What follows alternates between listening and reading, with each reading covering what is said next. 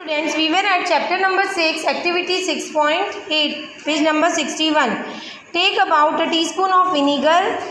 So we have to take 1 चम्मच हमको vinegar लेना है टेस्ट ट्यूब में. Add a pinch of baking soda और उसमें बेकिंग सोडा हमको 1 चुटकी बेकिंग सोडा मिक्स करना है. You would hear a hashing sound and see bubble of a gas coming out. मतलब हमको एक साउंड आएगा, जैसे क्रैकर्स को फोड़ते हैं तो ठप ठप करके आता है ना, तो छोटा साउंड वैसे आएगा और गैस जो है हमको दिखेगा उसमें से बाहर आता हुआ. Pass this gas through freshly prepared lime water as shown in figure 6.5. इस गैस को पास करना है 6.5 फिगर देखो इस ट्यूब के हेल्प से दूसरे टेस्ट ट्यूब में. ठीक है. Now what happen to the lime water. अब उस लाइम वाटर को क्या होगा. The change in the test tube is as follow. जो टेस्ट ट्यूब में चेंज है वो क्या होगा. विनीगर क्या है, एसिटिक एसिड कहते हैं हम विनीगर को, प्लस बेकिंग सोडा, और बेकिंग सोडा को हम क्या कहते हैं, sodium hydrogen carbonate. Okay. Vinegar को एसिटिक एसिड, बेकिंग सोडा को sodium hydrogen carbonate. So it will gives this arrow sign indicate it gives. ठीक है. ये दोनों जब मिक्स होंगे तो हमको क्या देते हैं, एज अ प्रोडक्ट जो हमको मिलता है उसको हम कहेंगे as a product. Okay. So क्या मिलेगा, carbon dioxide plus other substance. ठीक है. कार्बन डाइऑक्साइड मिलेगा और दूसरे सब्सटेंस मिलेंगे. The reaction between carbon dioxide and lime water is as follow. और कार्बन डाइऑक्साइड और लाइम वाटर में जो रिएक्शन होगी वो आप पीछे पेज नंबर पे देखिए. Carbon dioxide plus lime water मिलके क्या दे रहा है. कार्बन डाइऑक्साइड का फॉर्मूला है CO2, लाइम वाटर का है CaOH होल ट्वाइस. ओके. ये आपके फिलिंग द ब्लैंक्स या किसी में भी पूछ सकते हैं, इसलिए इसको अंडरलाइन कर लो. कार्बन डाइऑक्साइड का फॉर्मूला CO2 अंडरलाइन कर लो और लाइम वाटर का भी अंडरलाइन कर लो कि CaOH होल ट्वाइस. अभी ये 9th स्टैंडर्ड में पूछा गया था कि लाइम वाटर का फॉर्मूला क्या है, तो ये आपको हायर क्लास तक अभी जो साइंस पढ़ा रहे हैं वो काम आएगा. तो ढंग से समझो, जहाँ समझ नहीं आ रहा है अभी पूछ लो. Ma'am lime. So it gives calcium carbonate and calcium carbonate formula is CaCO3. Underline this also. Calcium carbonate is CaCO3 and water is H2O. When carbon dioxide is passed through lime water, जब ये carbon dioxide जो first test tube में form हुआ, जब उसको lime water में हम डालेंगे तब क्या होगा, which makes lime water milky. वो लाइम वाटर को मिल्की फॉर्म में कर देगा. The turning of lime water into milky is a standard test of carbon dioxide.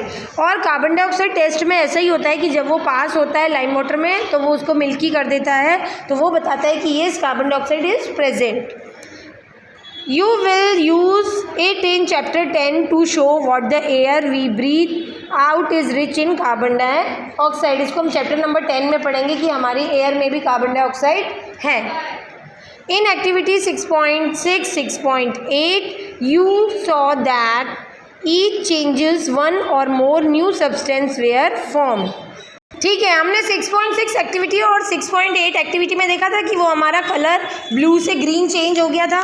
तो इन एक्टिविटीज़ में हम देख रहे हैं कि 1 और 2 सब्सटेंस न्यू सब्सटेंस फॉर्म कर रहे हैं और चेंजेस दिख रहा है. In activity 6.6 the ash was the new substance. जो ऐश रिबिन को हमने जलाया था 6.6 एक्टिविटी में, नया सब्सटेंस मिला था. वो क्या था, ऐश था, उसका जल गया था, उसका राख मिला, वो ऐश. Formed when magnesium are burned in air. In activity 6.7, the reaction of copper sulfate with iron produce iron sulfate and copper. Both of these are new substance. Copper are deposited on the shaving blade of iron. ये activity 6.8 में हमने देखा था. In activity 6.8, vinegar and baking soda together produce carbon dioxide. ये भी हमने देखा कि जब हमने मिक्स किया तो कार्बन डाइऑक्साइड मिल रहा है. Which turn lime water milky. Can you name the new substance formed in this reaction.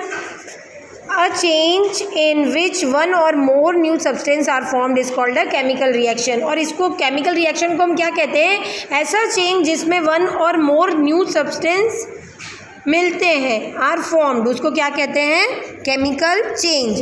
Chemical change is also chemical reaction. Chemical change को हम केमिकल रिएक्शन भी बोल सकते हैं. Chemical change are very important in our life. और ये chemical change जो है अपनी लाइफ में बहुत इंपॉर्टेंट है.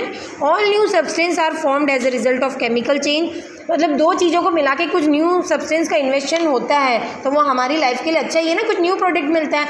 और वो जो न्यू प्रोडक्ट मिलता है वो क्या है, केमिकल चेंज है। For example digestion of food in our body, देखो खाली नई चीज़ें नहीं, जो डाइजेस्ट हमारा फूड हमारे स्टमक से कर रहा है वो भी केमिकल चेंज है।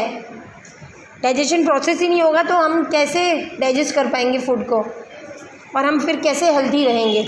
सो digestion of food in our body, ripening of fruit मतलब पकना, फ्रूट्स का पकना, वो भी एक प्लांट में केमिकल रिएक्शन हो रहा है अंदर ही अंदर, फोटोसिंथेसिस के साथ मिलके पानी जो हम प्लांट में दे रहे हैं तो वो भी एक केमिकल रिएक्शन हो रहा है ना, दोनों मिल के फिर फ्रूट को पका रहे हैं। अपने आप तो ये सब चीज़ें नहीं हो रही है, जब दो चीज़ें केमिकली मिलके फिर ये सब चीज़ें हो रही हैं। समझ में आ रहा है? Yes ma'am. Fermentation of grapes etc. happen due to series of chemical changes. A medicine in the end product of a chain of chemical reaction. Useful new materials such as plastic and detergents are produced by chemical reaction. ठीक है, plastics और detergents भी हैं, chemical reaction की वजह से हमें मिलते हैं। Indeed every new material is discovered by studying chemical changes. Obviously कुछ न्यू सब्सटेंस बना रहे हैं तो वो दो चीज़ों का केमिकल चेंज करके ही, रिएक्शन करके ही हम न्यू चीज़ बना रहे हैं। We have seen that one or more new substance are produce in a chemical change. ये अभी हमने देखा था कि केमिकल चेंज में एक या दो चीज़ें मिलके बन रही हैं और बना रही हैं एक या दो चीज़ें। In addition to new product, the following may accompany a chemical change. Heat, light or any other radiation means ultraviolet for example may be given off or absorbed. देखो प्रोडक्ट्स तो मिल रहे हैं वो ठीक है, लेकिन जब रिएक्शन अकर हो रहा है तो ये चीज़ें इवॉल्व भी हो रही हैं। इवॉल्व मतलब उस रिएक्शन से ये बाहर एमिट हो रही हैं, या तो लाइट एमिट होगा या तो हीट एमिट होगा। ठीक है, साउंड में प्रोड्यूस, या तो साउंड प्रोड्यूस होगा, जैसे अभी हमने देखा था विनीगर में वो डाला था तो क्रैकिंग साउंड आया था, तो ये साउंड भी प्रोड्यूस हुआ था। अ चेंज इन स्मेल में टेक प्लेस और अ न्यू स्मेल में बी गिवन। जो स्मेल पहले था उस सब्सटेंस का, जब हमने उसको दूसरे सब्सटेंस के साथ मिलाया केमिकली तो दूसरा ही स्मेल फॉर्म होगा। A colour change may take place, colour change. A gas may be formed, जैसे कार्बन डाइऑक्साइड ये लाइम वाटर वाले में मिला तो gas may be form. Let us look at some example. You saw that burning of magnesium ribbon is a chemical change. Burning of a coal, wood और leaf is also chemical change. In fact, burning of any substance in a chemical change, burning is always compared by production of heat. ठीक है, burning हमेशा हम compare करते हैं कि ये heat form कर रहा है, गर्माश फॉर्म कर रहा है, हीट मतलब गर्म। Explosion of a firework is a chemical change. Explosion of a firework is a chemical change. You know that such an explosion produce heat, light, sound and unpleasant gases that pollute the atmosphere. Explosion of a firework क्या होता है? Firework क्या है? Firework means जो crackers हुए और ये सब हुए है ना, और किसी भी चीज़ को हम बर्न कर रहे हैं तो वो क्या प्रोड्यूस कर रहा है? हीट प्रोड्यूस कर रहा है, लाइट प्रोड्यूस कर रहा है, साउंड प्रोड्यूस कर रहा है और गैसेस भी प्रोड्यूस कर रहा है जो हमारे एनवायरनमेंट को पोल्यूट कर रही हैं। That is why you are advise not to play with firework. इसलिए हमको क्रैकर्स से खेलने को मना करते हैं आजकल दिवाली पे। पहले तो बहुत फोड़े जाते थे पटाखे, आजकल एडवर्टाइजमेंट में भी आपने देखा होगा आपको मना किया जाता है कि आप दिया जलाकर दिवाली मनाएं, ना कि क्रैकर्स फोड़ के, क्योंकि अभी पॉल्यूशन इतना हो गया है कि अपना ओजोन लेयर डिप्लीटेड होता जा रहा है, मीन्स ओजोन लेयर में होल होता जा रहा है और ये ओजोन लेयर हमारे यूवी अल्ट्रावायलेट रेडिएशन को अर्थ पे आने से रोकता है। तो जब उसमें होल होता जा रहा है तो फिर वो आएंगे और हमारी स्किन विन पे हम जल जुला जाएंगे फिर, है ना। तो ऐसे हार्मफुल रेडिएशन हमारे अर्थ पे नहीं आने चाहिए, इसलिए फैक्ट्री के धुएं से होता है और क्रैकर्स से भी होता है। फैक्ट्री के धुएं को तो भाई हम एक उसको भी आजकल उसको मतलब पॉल्यूशन फ्री किया जाता है, उसको भी डायरेक्टली नहीं छोड़ दिया जाता है, उसमें भी ऐसे इंग्रेडिएंट डाले जाते हैं कि वो पॉल्यूटेड जो है वो पॉल्यूशन के तौर पे नहीं जाता है, ओनली स्मोक जाता है। ठीक है, हार्मफुल जो होते हैं बैक्टीरियाज और ये सब वो मार दिए जाते हैं वहीं पे। लेकिन जो क्रैकर्स हैं वो अननेसेसरी हम अपने हाथों से पॉल्यूट कर रहे हैं हमारे अर्थ को। सो इसलिए अब से सब बच्चे जलाने हैं तो पूरा तो नहीं मना कर सकते भाई, थोड़ा बहुत आप वैसे हो सके तो मिठाई खा के और दिए जला के और फ्रेंड को विशेस दे के न्यू क्लोथ्स पहन के ऐसे भी सेलिब्रेट किया जा सकता है, बट ज़्यादा से ज़्यादा हो सके तो नहीं आप क्रैकर्स को यूज़ करें। When food gets spoiled it produce a foul smell, जब रोटी या कुछ सड़ जाता है खाने की चीज़ें तो गंदी सी स्मेल आने लगती है ना, तभी तो पता पड़ता है ये ख़राब हो गया।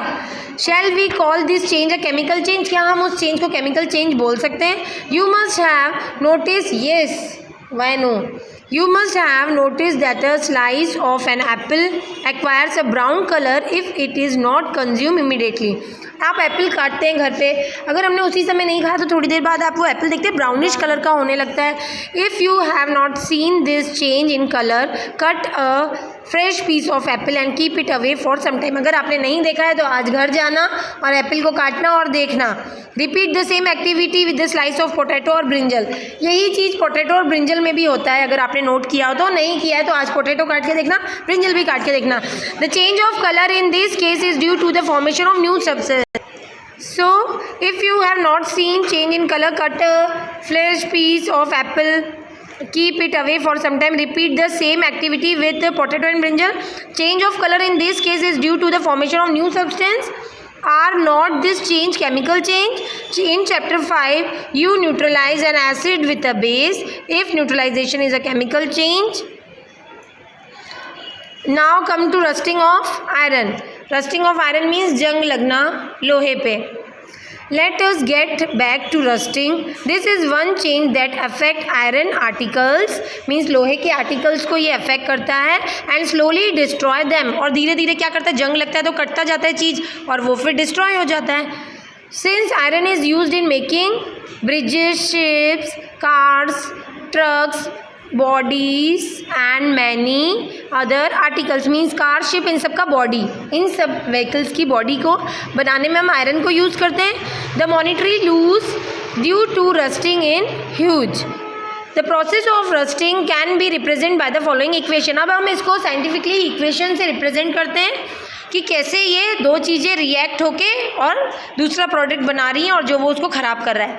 आयरन का फॉर्मूला है Fe प्लस ऑक्सीजन का O2, जब ये ऐड होता है वाटर से, क्योंकि ये चीज़ें हमारे एनवायरनमेंट में ही प्रेजेंट है, अभी आयरन रखा हुआ है, ऑक्सीजन भी एनवायरनमेंट में प्रेजेंट है, वाटर भी, ठीक है, अभी उसको ऑक्सीजन भी जाके अटैक कर रहा है उस लोहे को, और वाटर भी अगर उस पर चला गया तो क्या होगा, रस्ट हो जाएगा उस पर, आयरन ऑक्साइड। रस्ट को जो हम क्या कहते हैं, iron oxide, and it's formula is Fe2O3। I am stopping my video here only, in next class I will be continuing from for rusting।